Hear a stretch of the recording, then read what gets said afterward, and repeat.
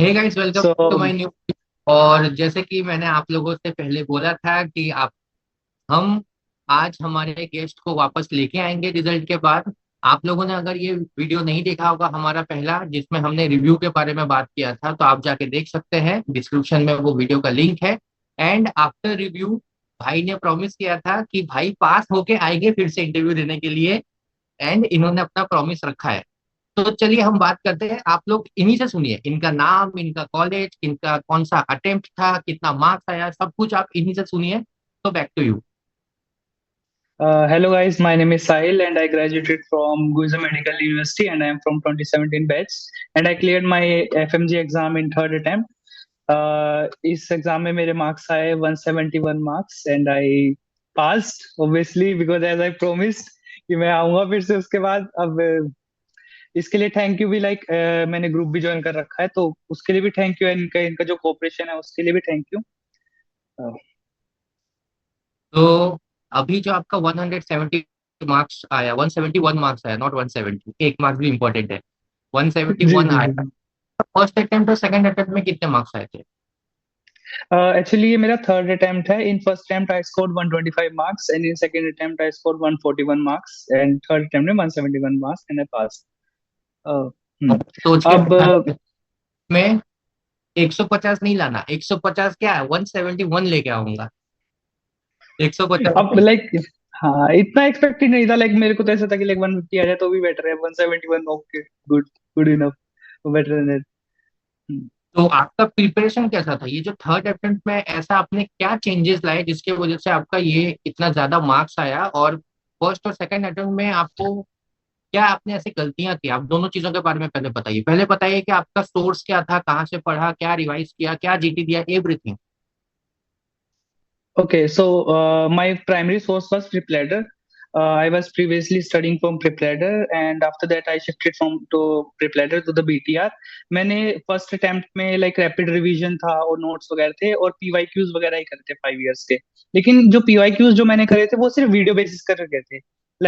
उस टाइम पे 5 इयर्स का आता था कि 5 इयर्स का कंबाइन करके आया था, तो वही देखा था उसके बाद। तो उसमें इतना उस टाइम मैं ओवर कॉन्फिडेंट में गया था। लिटरली आई एम सेइंग, मैं सिर्फ पीवाईक्यू ज्यादा बेटर कर गया तो मुझे लगा था अरे इतना इजी पेपर आता है, सब क्रैक कर लेंगे। और उस टाइम आई थिंक जुलाई वाले, जून या जून जुलाई वाले में अटेम्प्ट में सबसे हार्डेस्ट पेपर भी आया था 8% जल, तो मेरे कम मार्क्स आए थे। In second attempt I shifted to BTR. मेरे को मेरे फ्रेंड के थ्रू पता लगा कि बीटीआर जैनब बोरा का है, यू मस्ट वॉच, कि आप वो देखो। फिर उसके बाद मैंने बीटीआर की तरफ शिफ्ट किया। मेरे रैपिड उस क्योंकि उससे प्रीवियसली अटेम्प्ट में मैंने रैपिड रिवीजन से जो मेरा बेसिक नॉलेज थी वो मैंने गेन कर ली। जो पीवाईक्यूज या पीवाईटी से वो मैंने टॉपिक्स अच्छी तरह क्लियर करे।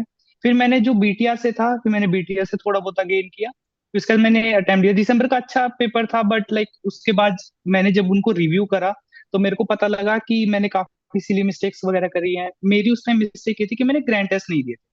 ग्रैंड टेस्ट उस टाइम मेरे को इतना कुछ आइडिया नहीं थे, ग्रैंड टेस्ट देने पड़ते हैं कि ग्रैंड टेस्ट से इतना हेल्प होते हैं। In third attempt I give 3 to 4, not 4, more than 4 GTs from marrow, prebladder and also from cerebellum.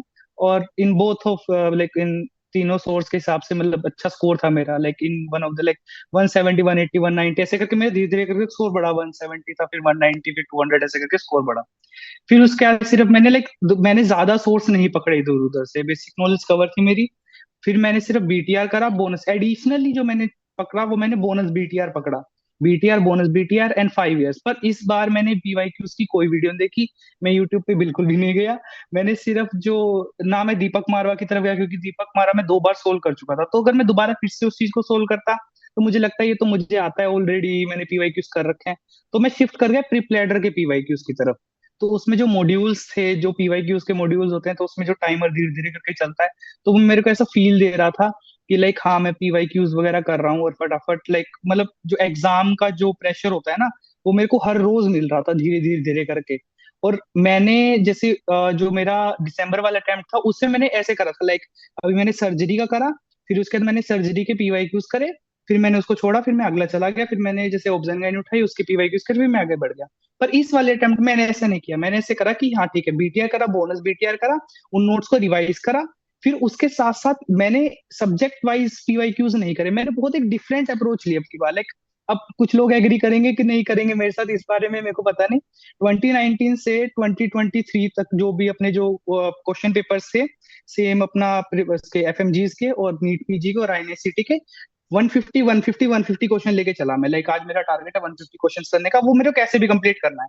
चाहे मैं वॉशरूम में हूँ, चाहे मैं खाना बना रहा हूँ, चाहे मैं कुछ भी कैसे कर रहा हूँ, वो हर एक टारगेट है कि 1 से 150 आज करने, 150 से 300 ऐसे कर रहे हैं। तो उससे फायदा मेरे को ये मिला कि जो मतलब ऐसा था कि मैं सर्जरी तो कर रहा हूँ, सर्जरी करने के बाद मैं नोट्स भी रिवाइज कर लिए, पर जो प्रीवियसली जो नॉलेज है ना, या फिर हर 90 सब्जेक्ट्स की नॉलेज है, वो मेरे को एक साथ मिल जा रही थी हर रोज, क्योंकि मैं आधा पेपर लिटरली हर रोज दे रहा था। तो इससे मेरे को बेनिफिट मिला, मैंने एक डिफरेंट अप्रोच ली है अब की बार इस वाले पेपर में। मतलब बेसिकली आपने बहुत रिवीजन किया, आपने कुछ नया फिर से गेन करने की कोशिश नहीं नहीं नहीं की। नहीं नहीं जो भी आपने नहीं नहीं पढ़ा नहीं। था, तो आपने पहले से पढ़ के रखा है, उसमें आपका मार्क्स नहीं आया, 141 आया, इसका मतलब है कि आपको नॉलेज तो है, बट आपने उन्हीं जी जी चीजों जी जी। को पढ़ा, फिर से कुछ नया प्लेटफॉर्म नहीं चूज किया, नया टीचर या फिर नया कुछ चूज नहीं किया। उन्हीं चीजों को आपने वापस से पढ़ा पढ़ा पढ़ा, और उनसे रिलेटेड आपने जितने भी क्वेश्चंस आपको मिले, जैसे कि आपने बताया कि पीवाईक्यूज हुए या दूसरे जगह के जीटीज हुए, आपने बस उन्हीं चीजों को फोकस किया, मतलब हम्म। आपने किया।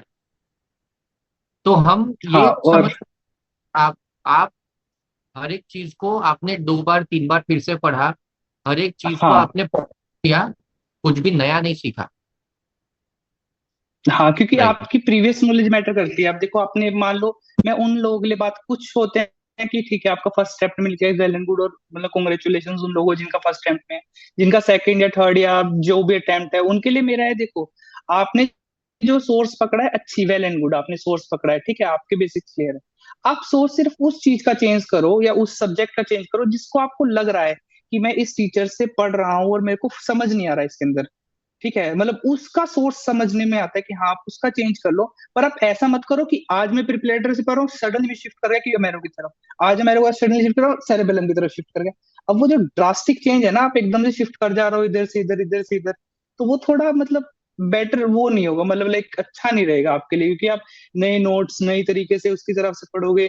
उससे बेटर कि आपके जो फिक्स नोट है ना, आप उसी को एडिट करते रहो। अब जैसे मेरे लिए है, मैंने बीटीआर पहले पढ़ा, एक बार पढ़ा, दो बार पढ़ा, तीन बार पढ़ा, चार बार पढ़ा, पांच बार पढ़ा।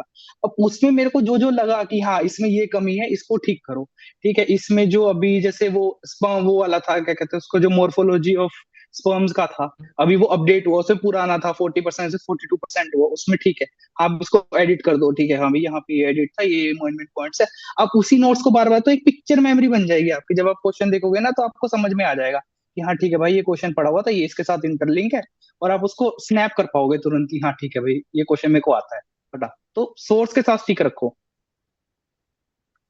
राइट। हम्म तो अभी अभी मैं बस आपसे ये एक लास्ट लास्ट क्वेश्चन है मेरा, एक चीज बस जानना चाहूंगा कि जिनका फर्स्ट अटेम्प्ट में हो गया, जैसे आपने बताया कि जिनका फर्स्ट अटेम्प्ट में हो गया तो उनका वेल एंड गुड, बट अभी ये जून वाला जो अटेम्प्ट है, ये मैक्सिमम 50 to 60% ऐसे बच्चे जिनका जनवरी में हुआ नहीं था, जिनका सेकेंड अटेम्प्ट ही है या फिर जिनका थर्ड अटेम्प्ट है। तो मैं आपसे जानना चाहूंगा कि रिपीटर्स के लिए आपका क्या मैसेज है, कैसे करके रिपीटर्स को अप्रोच करना चाहिए अपना पढ़ाई फिर से, बिकॉज अभी उन्होंने ये इनका 10 15 दिन का एक गैप था, इनका एक्सपेक्टेशन था कि हाँ मेरा तो इस बार हो जाएगा, मैंने अच्छा पेपर किया, एंड फॉर एग्जाम्पल 148 145 144 ऐसा कुछ आया, अनएक्सपेक्टेड मार्क्स आ गए। हम्म उनके लिए आपका क्या कहना है, बिकॉज आपका भी 141 आया है, तो आपने भी सोचा होगा जनवरी वाले में कि हाँ मेरा तो अच्छा गया पेपर, हो जाएगा, बट बिल्कुल बिल्कुल मुझे बिल्कुल। उससे कैसे उभरना है और कैसे वापस से बैठना है सो दैट अगला पेपर अच्छा जाए। देखो सीधी बात, देखो ऐसा, देखो अगर आप इसको नेगेटिव वे में लेके जाओगे कि हाँ ठीक है भाई आपका नहीं हुआ एग्जाम, आपके लिए एक बहुत अच्छी बात है कि रिजल्ट जल्दी आ गया, 10 दिन के अंदर रिजल्ट आ गया, आपको एक महीना वेट नहीं करना पड़ा, तो आपके पास टाइम बचा, 10 15 दिन आपके पास बचे हुए हैं, तो आप वापिस से स्टार्ट कर सकते हो, ठीक है। दूसरी बात देखो, आपके जो मैंने जैसे आपसे प्रीवियसली बोला कि हाँ अपने जो सोर्स है उसके लेके चलो, आपको सिर्फ दो तीन चीजें पकड़नी है, इधर उधर से मत पकड़ो, ठीक है। रैपिड रिवीजन पकड़ो, ठीक है, अपने नोट्स बनाओ, नोट्स को कंसाइज बनाओ, और उसके बाद पीवाईटीज करो। पीवाईक्यूज हर कोई करता है, ठीक है, जैसे मान लो दीपक मारवा है, दीपक मारवा हर कोई सोल्व करता है नॉर्मली, ठीक है। आपने आज दीपक मारवा सोल्व करी, कल दीपक मारवा सोल्व करी, परसों दीपक मारवा सोल्व करी, फिर आपने वही क्वेश्चन दोबारा फिर से देखा, आपको तो ट्रिगर हो जाएगा कि हाँ ठीक है भाई मेरे को तो क्वेश्चन आता है, मेरे को आता है, मैं बहुत बड़ा तुर्रम खाऊं और मैं निकल जाऊंगा, नहीं ऐसा नहीं है। आप पीवाईक्यूज करो। पीवाईक्यूज के लिए आप सोर्स चेंज करो बार बार। मान लो अगर आप दीपक मारवा से कर रहे हो ना, तो फिर आप प्रीप्लेडर पे जाके क्लियर करो, पीवाईक्यूज करो, ठीक है। फिर आप मैरो से पीवाईक्यूज करो, क्योंकि वहां पे ना लैंग्वेज चेंज हो जा रही है, ठीक है। और पेपर में भी यही होगा, पेपर में भी लैंग्वेज चेंज होगी, पेपर में भी ऑप्शन होगा। प्रिप्लेडर में जब आप पीवाईक्यूज करोगे वहां पे लैंग्वेज खतरनाक है, वहां पे ऑप्शंस खतरनाक है। मैरो में करोगे वहां पे थोड़ा इजी है, लेकिन जो ऑप्शन है वो कंफ्यूजिंग है। दीपक मारवा में आप करते हो तो फिर उसमें जो इन्फॉर्मेशन है वो बहुत कंसाइज है। तो आप अलग अलग जगह से, अगर आप जैसे मान लो आज आपने दीपक मारवा करी, प्लेडर से कुछ करे पीवाईक्यूज वगैरह, तो पीवाईक्यूज वगैरह है ना, उसके अलग अलग सोर्स वगैरह पकड़ो, ठीक है। लेकिन जो आपके नोट्स है ना, स्पेसिफिकली जो नोट्स है उनको कंसाइज रखो। कि ठीक है, अगर आप बीटीआर से कर रहे हो या प्रिप्लेडर के जो नोट्स हैं या मैरो के नोट्स कर रहे हैं इसको, लेकिन अपने नोट्स को इतना कंसाइज करो कि एटलीस्ट जो आखिरी के जो 10-15 दिन में ना, आपको जो प्रिप्लेडर के जो जैसे मेडिसिन का है वो 150 पन्ना ना पढ़ना पड़े, आपको सर्जरी का 100 पन्ना ना पढ़ना पड़े। आपको अपने नोट्स की इतनी अच्छी नॉलेज हो कि ठीक है, इसमें ये हाईलाइटेड पॉइंट है, मेरे को सिर्फ यही पढ़ना है और मेरे को यही पढ़ना है, ठीक है। आप मतलब पूरे रैपिड, अब आप खुद देखो, लाइक 1,500 या 2,000 पेजेस होंगे आपके रैपिड रिवीजन में। अब आखिरी के 10-15 दिन में तो आप ये नहीं कर सकते, पॉसिबल नहीं है ना। तो आपको अपने नोट्स को कंसाइज बनाना पड़ेगा। और आपके अपने पीवाईटीज, स्पेशली पीवाईक्यूज भी नहीं बोलना चाहूंगा, पीवाईटीज के ऊपर पकड़ अच्छी मजबूत बनानी पड़ेगी, लैंग्वेज समझनी पड़ेगी। और अगर आप जीटी दे रहे हो तो आप मान के चलो आपको 2 दिन देना पड़ेगा। एक जीटी देने के टाइम पे जैसा पूरा अपने आप को अडेप्ट करके चलो कि ठीक है भाई, 2.5 घंटा 2.5 घंटा मैं बैठा हूँ, मेरे पास एक पानी की बोतल है, अपना कोई रूम में नहीं आएगा, शांति से बैठ के दो। फिर नेक्स्ट डे अपना उस दिन रिलैक्स करो, जो भी आपके मार्क्स आए, अच्छा है बुरा है टॉप करा जो भी है, नेक्स्ट दिन आप उनको रिवाइज करो। आपने कहा गलती करी, आपने कैसा परफॉर्म करा उसके अंदर, आपके कौन से सब्जेक्ट स्ट्रोंग है, आपके कौन से सब्जेक्ट वीक है, ठीक है। कुछ दिन ऐसा होगा कि आपकी आज ऑब्जेंगाइनी अच्छी है, कुछ दिन ऐसा होगा कि आपकी ऑब्जेंगाइनी बेकार है। तो इतना भी मतलब बर्डन मत लेना इस चीज को, पर अपनी चीजों को सुधारो। जो आपकी सिली मिस्टेक्स हैं उनको थोड़ा कम करो, ठीक है। आप ऑब्वियसली मैंने पहले बोला था कि सिली मिस्टेक्स देखो आपसे होगी। मेरे 171 मार्क्स है, मैं लिटरली बता रहा हूं, मेरे ज्यादा हो सकते थे मार्क्स, क्योंकि मैंने सिली मिस्टेक्स करी। मेरे और ज्यादा हो सकते थे मार्क्स, ठीक है। तो आपकी जो सिली मिस्टेक्स है ना, उनको और कोशिश करो कि अगर आपकी 20-30 हो रही है तो कम से कम वो 10, बस 5-10 हो पाए, ठीक है। क्वेश्चन को समझो, उसकी लैंग्वेज को समझो, ऑप्शंस को समझो, रूल आउट करना सीखो। और अगर मैं एक सोर्स बोलना चाहूँ कि आपको ये देखना चाहिए, लिटरली बीटीआर देखो, क्योंकि बीटीआर जो है वो पीवाईक्यूज बेस्ड है, पीवाईटीज बेस्ड है। आप पीवाईक्यूज करोगे, आपको क्वेश्चन आएगा, वहां पे आप टॉपिक्स को समझ रहे हो, तो वो अच्छा एक सोर्स है मेरे हिसाब से, जैनब वोरा मैम। तो बीटीआर, क्या आपने बीटीआर टेलीग्राम के ऐप में ही मिलता है या फिर यूट्यूब में भी मिलता है वो? ये बीटीआर आपको सेरेबेलम के ऐप में मिलेगा, इन ऐप परचेज है इसका, बीटीआर का अलग सेपरेट परचेज है इसका विद बोन। और अगर हो सके, अगर आप अभी स्टार्ट कर रहे हो बीटीआर से, तो आई से कि आप बीटीआर बोनस के साथ देखो। मतलब BTR and BTR bonus actually वो है तो आईएनआईसीटी के लिए है, बट उसमें जो टॉपिक्स वगैरह है वो हमारे इसमें एफएमजी में एफएमसी। बहुत सारे रिपीटर्स हैं, हाँ। और लाइक मैं सच्ची बताऊं तो इस टाइम पे जब मैं पास हुआ तो सिर्फ मैंने पीवाईक्यूज करे, बीटीआर करे और बोनस बीटीआर करा, बस। और कुछ नहीं, क्योंकि मेरी प्रीवियस नॉलेज मतलब ठीक थी, मैंने आरआर करे हुए थे, तो मेरे को बहुत मतलब चीजें स्नैप कर रही थी कि हाँ ये पढ़ा हुआ, ये आता है, ये आता है, ये आता है, तो मतलब ठीक था। रैपिड रिवीजन कर चुका, मैं नोट्स कर चुका, तो मेरे को ऐसा लगा कि अगर मैं उधर जाऊंगा वहां पे टाइम वेस्ट होगा। और लाइक आखिरी के महीने मेरे को 2-3 डिवीजन करने हैं 10-10 दिन के अंदर, तो मैं वो पेजेस ज्यादा बेटर कर पाऊंगा जो कि 350 पेजेस में, या वो बेटर कर पाऊंगा जो 1400 पेजेस में, तो मैं उसकी तरफ शिफ्ट हुआ जो मेरे लिए इजीली कंफर्टेबली मैं उसको कर सकता हूँ।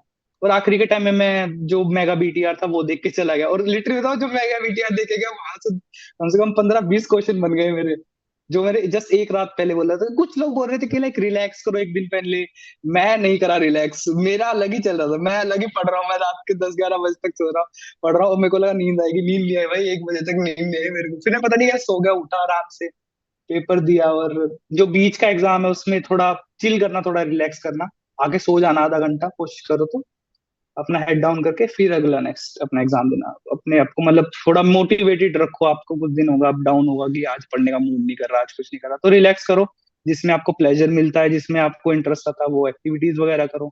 और कंसिस्टेंट रहो, मेरे हिसाब से मैं इस एग्जाम में थोड़ा बहुत कंसिस्टेंट था, इतना भी मतलब ऐसे एकदम खतरनाक फ्लो नहीं था।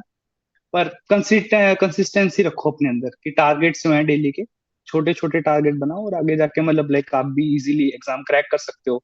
अगर आपके 140 145 या 141 के इसके बीच में है, मैं जैसा प्रीति मैम ने बोला था, जो पैथोलॉजी की है। अगर आपके 140 141 या मतलब इसके आसपास इतने मार्क्स हैं तो आपका दिन खराब है, लिटरली बताओ आपका दिन खराब है। तो अगली बार नहीं होगा दिन खराब, अगली बार आपके साथ किस्मत साथ होगी, जैसे आप मेरे साथ किस्मत मेरे साथ थी, आपके साथ भी किस्मत अच्छी होगी।